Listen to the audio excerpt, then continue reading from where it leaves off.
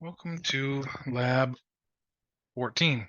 Um, Before we get started on our lab, which is covering data deduplication, we have to undo the things that we did in our last lab and get our file server back to a blank file system. So you should power on your file server, of course, log into it, and open up Server Manager and go to Files and Storage Services. And we're going to delete our volumes. So we're just going to come to our different volumes of L and X and right click on them and click delete.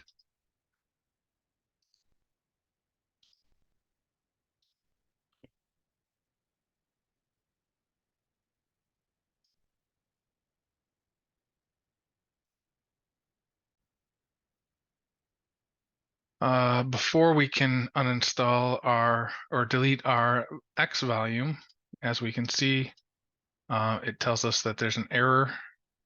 The reason that there's an error is because this is still a replica drive. So before we can delete this, we actually have to come up here to manage and click on remove roles, click next, next, next, and we have to find our storage replica and remove this feature.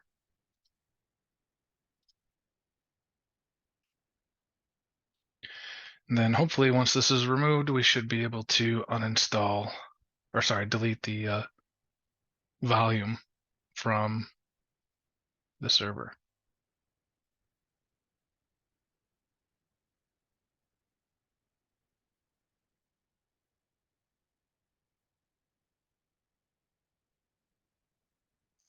Okay, so we can go ahead and hit close. It does say that we need to restart, so we'll go ahead and do that.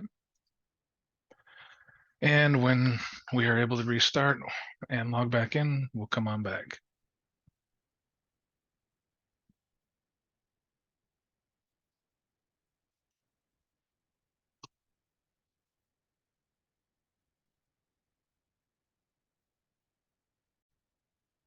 Okay, now that we're back, let's go ahead and see if we can remove our X drive. Coming back into files and storage services and into volumes, and then right clicking on the X and deleting the volume. There we go. Now that those are deleted, we can come into our storage pools and we can delete our storage space virtual disks.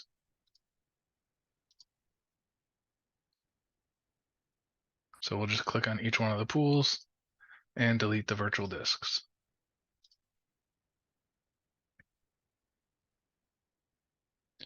And then once we've done that, we should be able to delete the storage pools.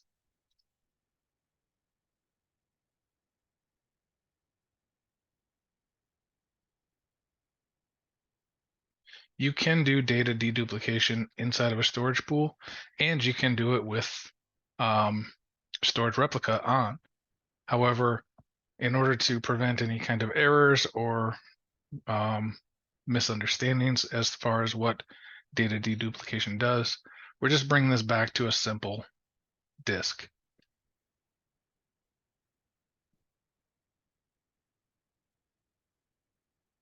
So as soon as these storage pools have been deleted, we'll go ahead and resume the video.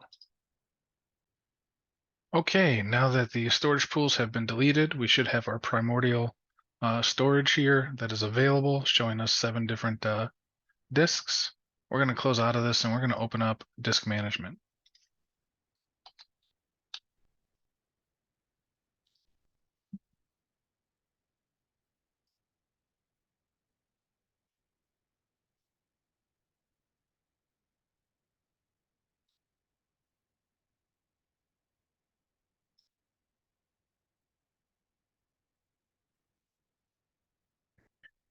And once our disk management is open, we should see all of our disks here. We're just going to go ahead and grab one of these disks. It really doesn't matter which one. And we're going to create a new spanned volume. We'll click next. We're going to add all of the disks except for our disk that has our C drive on it. So in my case, it's disk 7. So I'm going to add disks 0, 1, 2, 4, 5, and 6. We'll click next. We can assign this the drive letter E, that's fine. And we'll just label it storage. And finish.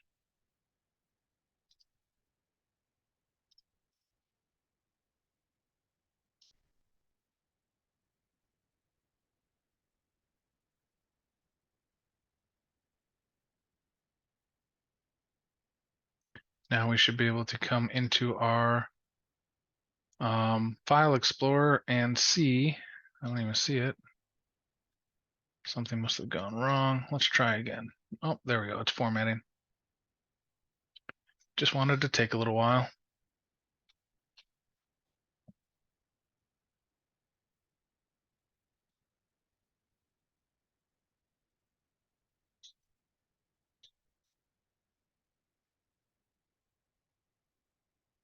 Okay, so now we see that we have our storage E. We can come into our File Explorer and we can see our storage E exists.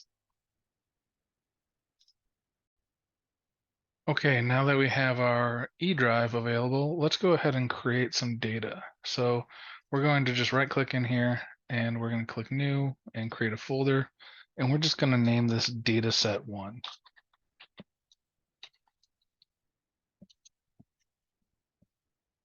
Then we're going to come into our C drive and we're going to copy our program files. Just right click on it and hit copy. Come back into our E drive, open up our dataset1, and we can paste all of the program files into the data set. Then we can come back to our E drive and we can make copies of this data set. In total, we want 4 copies of this. So we're just going to copy it and we're going to paste it.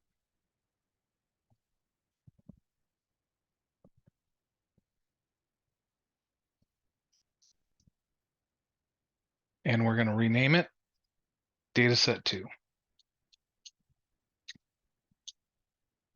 And we'll paste it again. And we'll name it dataset3.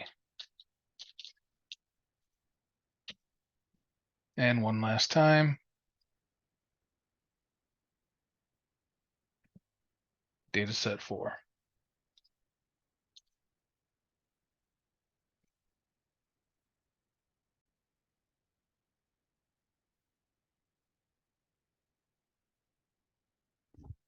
Okay, now that we have our 4 data sets, let's go ahead and install data deduplication. So we're going to go ahead and close this, and we will open up Server Manager. And we're going to go to Manage, Add Rules and Features. Click Next, Next, Next. We're going to expand our file and storage service. We're going to expand the file and iSCSI service, and we're just going to click on our data deduplication icon there. Click Next and finish it out.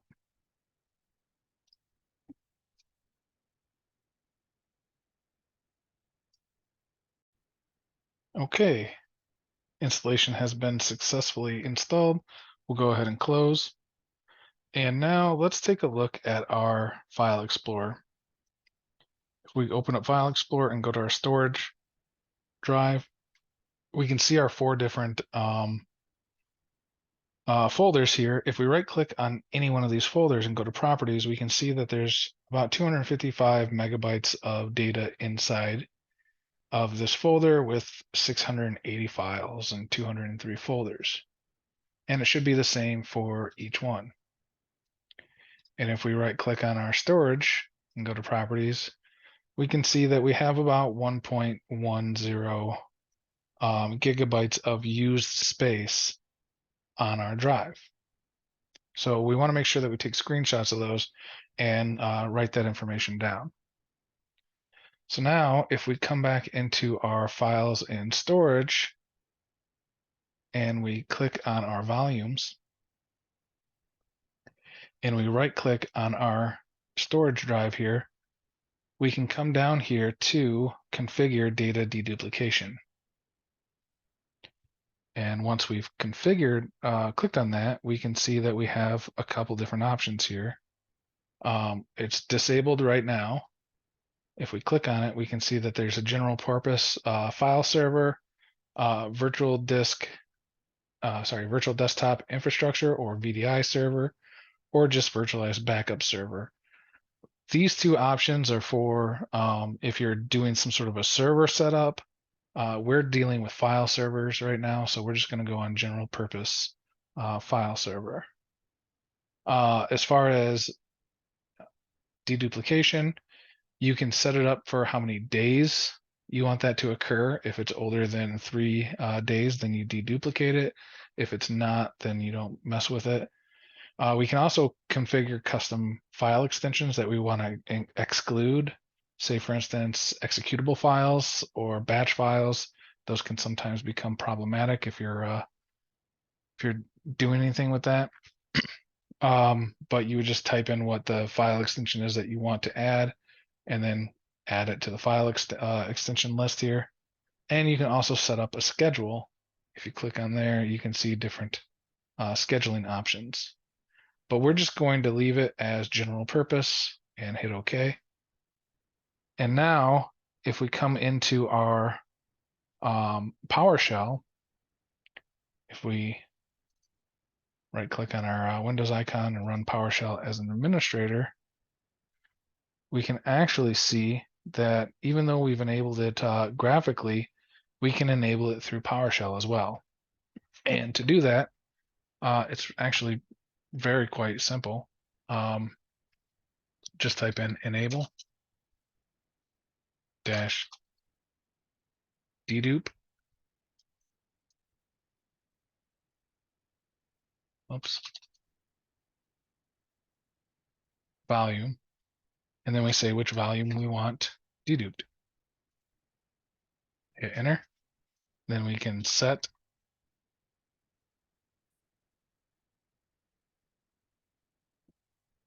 the dedupe volume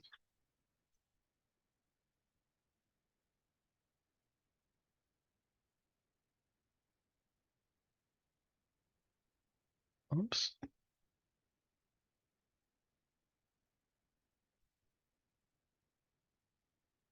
with a minimum file age days, and we can set that to 0. And we can start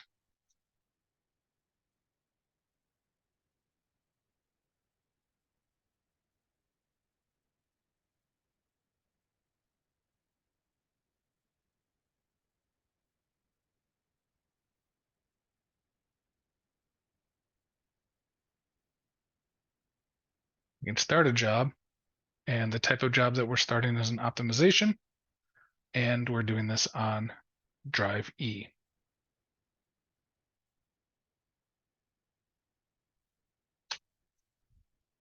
Now, if we hit this, oops, and we quickly do a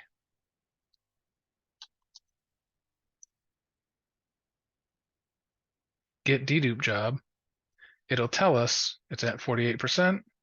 Now it's at 100%.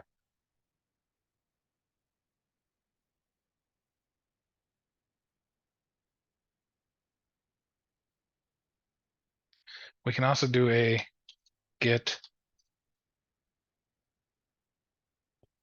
dedupe status, and it will show us that we have 118.32 gigabytes available. We've saved 830 or 61.22 megabytes. We optimized 1,068 files. And in the policy files, we've optimized that as well.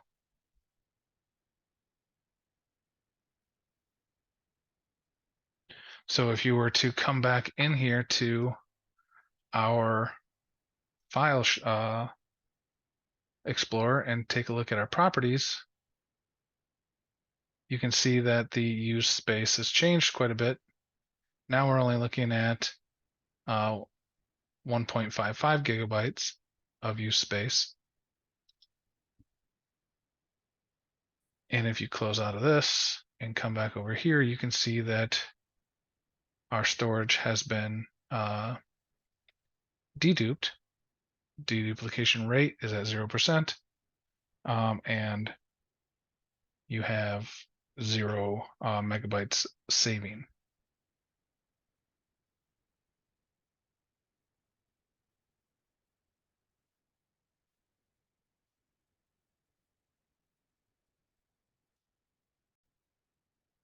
Okay, so now the question might be, if we deduped and there's 0 savings and so on and so forth, what's going on? Let's minimize this and open up our File Explorer again. And let's click on our storage E drive. And we only have our 4 folders here that we see. So let's click on View and let's show our hidden items. And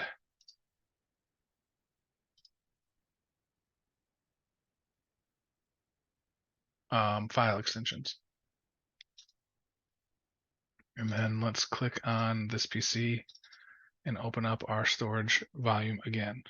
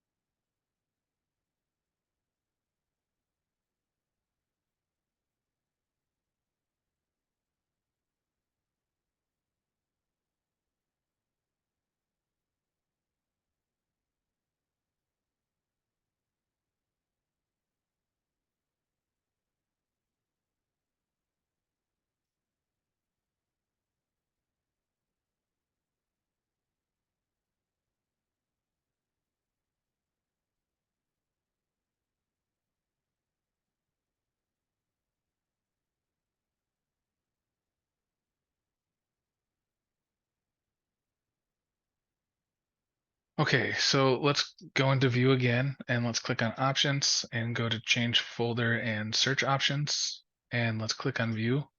And let's just get rid of all of these hidden things. And hit Apply and hit OK.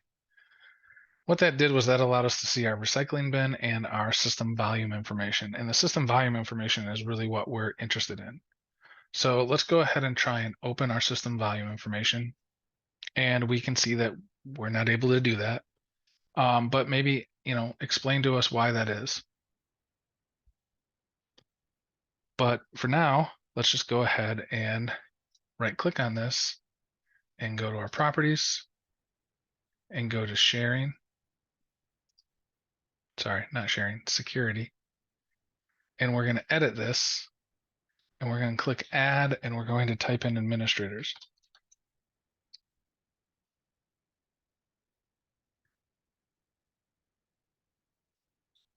Let's just try administrator. There we go. Click OK. And we'll give him full control and hit apply.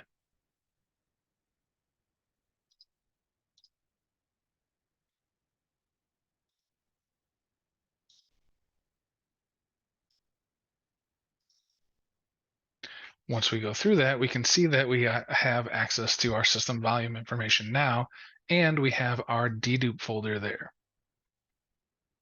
So that dedupe folder is where we have all of the information that was stored, that was taken out of all of our individual folders. This is where all the dedupe files exist.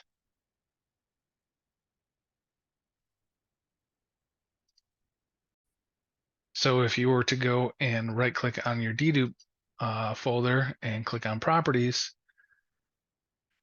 shows 0 bytes because this is set up to read only, and it's still giving us problems where it doesn't want us to have writes. So we're just going to come in here and we're going to, sorry, let me go back through this. We're going to come in here, go to properties, click on security, click advanced, and we're going to change the owner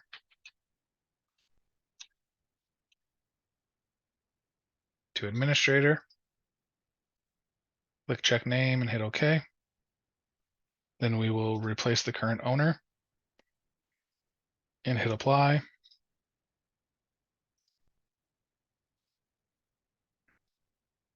Now if we right click on it and go to properties, now we can see our 1.27 gigabytes of data inside of there. And you should be able to take that and look at the data size of the individual folders for the different data sets and see the difference and come back to our original amount of data that we had based off of that. So that shows you how data deduplication works as far as where the data goes and where it is inside the program folders, or sorry, in the data sets as opposed to where it was. The data is still there. It's still usable. It's just now in a different spot, or at least the duplication is now in a different spot. So if we wanted to, we can come back into our, close that, our server manager, and we can right click on our E drive and we can configure data deduplication, and we can actually disable this now and hit OK. And we can come back in here to manage and we can remove the role. Come into file and storage services, and then file and iSCSI services, and just click on data deduplication. And we can remove the role. And once we do that, all of our data should go back to where it was.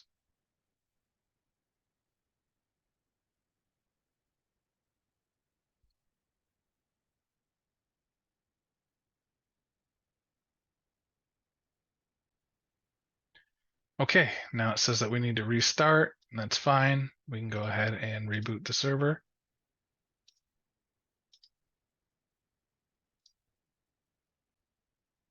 And now that our server's back up and running, as soon as the services become available, we can go into our disk management.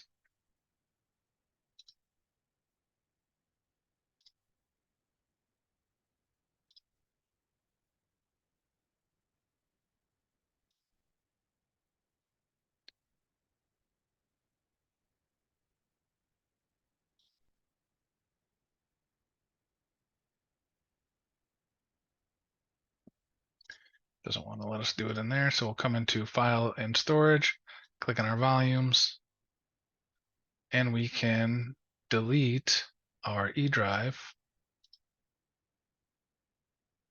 Our E drive seems to be missing anyways.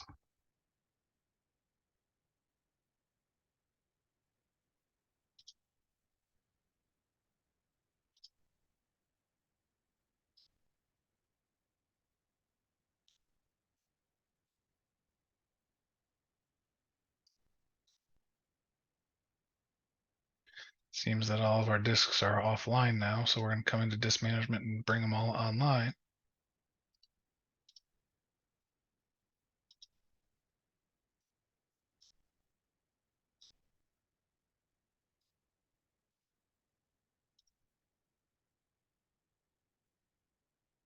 There we go. Now we have our volume. Once those are online, and we can delete our volume now.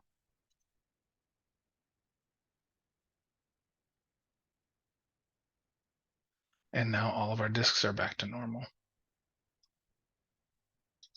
And that's it. That's data deduplication.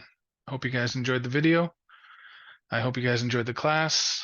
This is the last lab for this class. Lab 15 is actually a written assignment. So I really hope you enjoyed everything, and we will see you next week.